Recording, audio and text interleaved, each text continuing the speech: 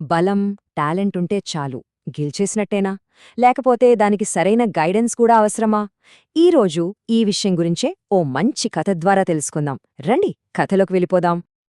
అవును, అసలు పాయింట్ ఇదే. ఎంత పెద్ద యోధుడైనా సరే వాళ్ల శక్తిని సరైన దారిలో పెట్టడానికి ఒక గైడ్ ఎందుకవసరం? ఈ ప్రశ్న మనల్ని ఓ చిన్న ఊరికి తీసుకువెళ్తుంది. మన కథ ఎక్కడ మొదలవుతుందంటే దామనెల్లూరు అనే ఓ ప్రశాంతమైన ఊరులో. అక్కడంతా పచ్చని పొలాలు, ప్రశాంతత. అలాంటి చోట ఓ చిన్న పిల్లాడి మనస్సులో ఓ పెద్ద ప్రశ్న పుట్టింది. సరే, ఒక సాయంత్రం వేళ లక్కీ అనే అబ్బాయి వాళ్ళింటి ముందున్న అరటి చెట్టు కింద కూర్చునున్నాడు. చేతిలో ఏమో పుస్తకముంది, కాని అతని ముఖం చూస్తే ఏదో లోతైన ఆలోచనలో ఉన్నట్టు స్పష్టంగా కనిపిస్తుంది. అసలు ఇంతలా ఆలోచించడానికి కారణం ఏంటంటారా? ఆ రోజు స్కూల్లో వాళ్ల మాస్టారు కురుక్షేత్ర యుద్ధం గురించి పాఠం చెప్పారు. అర్జునుడి వీరత్వం, కృష్ణుడి పాత్ర ఇవన్నీ విన్నాక లక్కీకి ఓ డౌట్ వచ్చేసింది. సరే, ఇప్పుడు కథలో మొదటి భాగానికి వచ్చేశాం. అసలు లక్కీ మనసులో మెదిలిన ఆ సందేహమేంటో చూద్దాం. ఇక ఆ డౌట్ని అలానే ఉంచుకోలేకపోయాడు. వెంటనే ఇంట్లో మామిడి చెట్టు కింద ఓ పాత కుర్చీలో కూర్చుని సేద తీరుతున్న తాతయ్య చంద్రయ్య దగ్గరికి పరుగెత్తుకుంటూ వెళ్లాడు. తాతయ్య దగ్గరికి వెళ్ళి కాస్త ఆయాసం తీసుకుని అడిగాడు, తాతయ్య, అర్జునుడు ఎంత గొప్ప యోధుడు, ఆయన దగ్గర అన్ని దివ్యాస్త్రాలున్నాయి కదా, మరి కృష్ణుడు లేకపోతే నిజంగా గెలిచేవాడా? చూడండి, ఈ ఒక్క ప్రశ్నలోనే కథ మొత్తముంది. లక్కీ ప్రశ్న వినగానే చంద్రయ్యగారు చిన్నగా నవ్వారు. సమాధానం నేరుగా చెప్పకుండా ఓ చిన్న కథతో మొదలుపెట్టారు. చాలా పెద్ద విషయాన్ని ఇంత సింపుల్ ఉదాహరణతో ఎలా చెప్పారో ఇప్పుడు చూద్దాం. తాతయ్య చెప్పిన పోలిక భలే ఉంటుంది. ఆయనేమన్నారంటే, ఒక రైతున్నాడనుకో, అతని దగ్గర భలే పదునుగా ఉన్న కొడవలి ఉంది.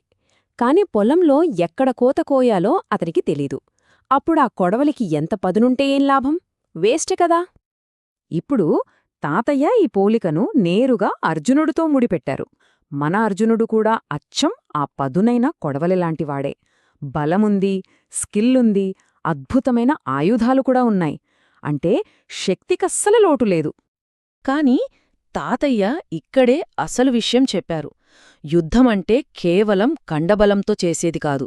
దానికి తెలివి కావాలి, టైమింగ్ కావాలి, అన్నిటికన్నా ముఖ్యంగా ధర్మం వైపు నిలబడాలి. ఇవన్నీ అందించింది కృష్ణుడే అన్నమాట. సో ఇప్పుడు మనం అస్సలు పాయింట్కొస్తున్నాం. టాలెంట్ ఎంతున్నా దానికి కరెక్ట్ డైరెక్షన్ ఎంత అవసరమో చూద్దాం. యుద్ధంలో కృష్ణుడు ఒక్క ఆయుధం కూడా ముట్టుకోలేదు, కాని అంతకన్నా పెద్ద పని చేశాడు. అర్జునుడికి దిశ చూపించాడు. సరిగ్గా యుద్ధం మొదలయ్యే ముందు అర్జునుడికి మనసు చెదిరిపోయినప్పుడు ధైర్యం చెప్పి అసలు తను ఏం చెయ్యాలో గుర్తుచేసింది కృష్ణుడే. అర్జునుడు ఎదుర్కొన్నది మామూలు వాళ్లను కాదు. అవతల పక్షంలో ఉన్నదెవరు? భీష్ముడు, ద్రోణుడు, కర్ణుడు ఇలాంటి మహామహులు. సో అలాంటి వాళ్ల ముందు ఎంత పెద్ద యోధుడైనా సరైన గైడెన్స్ లేకపోతే కన్ఫ్యూజ్ అవ్వడం ఖాయం. సో దీన్ని బట్టి మనకు ఏమర్థమవుతోంది? ఈ సింపుల్ ఈక్వేషన్ చూడండి. ఇదే కథ మొత్తానికి సారాంశం. అర్జునుడు అంటే శక్తి, కృష్ణుడు అంటే ఆ శక్తికి దారి చూపిన దిశ. ఈ రెండూ కలిసినప్పుడే విజయం సాధ్యం. చివరిగా తాతయ్య చెప్పిన ఈ ఒక్క మాటంలో మొత్తం అర్థముంది. దిశ లేకపోతే శక్తి గుడ్డిదైపోతుంది. కరెక్టే కదా? మన దగ్గర ఎంత పవరున్నా దాన్ని ఎటు వాడాలో తెలియకపోతే దానివల్ల లాభం కన్నా నష్టమే ఎక్కువ. సరే, ఈ కథ నుంచి మనం నేర్చుకోవాల్సిన అసలు పాఠాలేంటో, గెలుపుకు ఫార్ములా ఏంటో ఇప్పుడు చూద్దాం. మొదటి నీతి ఇదే. టాలెంట్ ఉండటం చాలా మంచిది, గ్రేట్. కాని ఆ టాలెంట్ని ఎప్పుడు, ఎక్కడ, ఎలా వాడాలో చెప్పే తెలివి కూడా ఉండాలి. ఆ తెలివి తోడైనప్పుడే గెలుపు కంప్లీట్ అవుతుంది. ఇక రెండో సూత్రం, కేవలం శక్తి ఉంటే సరిపోదు. ఆ శక్తి అనేది ధర్మం వైపుండాలి. బలం, ధర్మం ఈ రెండూ కలిస్తేనే అది అసలైన గెలుపు. ఇది చాలా లోతైన మాట. మన లైఫ్లో ఒక గురువు లేదా ఒక మెంటర్ విలువ అంతా బాగున్నప్పుడు మనకు తెలియకపోవచ్చు.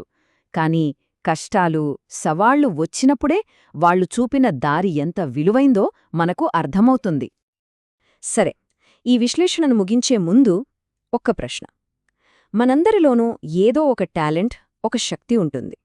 మరి మనలో ఉన్న ఆ శక్తికి సరైన దారి చూపిస్తున్నది ఎవరు, లేదా ఏది? ఒక్కసారి మనల్ని మనం ఈ ప్రశ్న వేసుకోవాలి.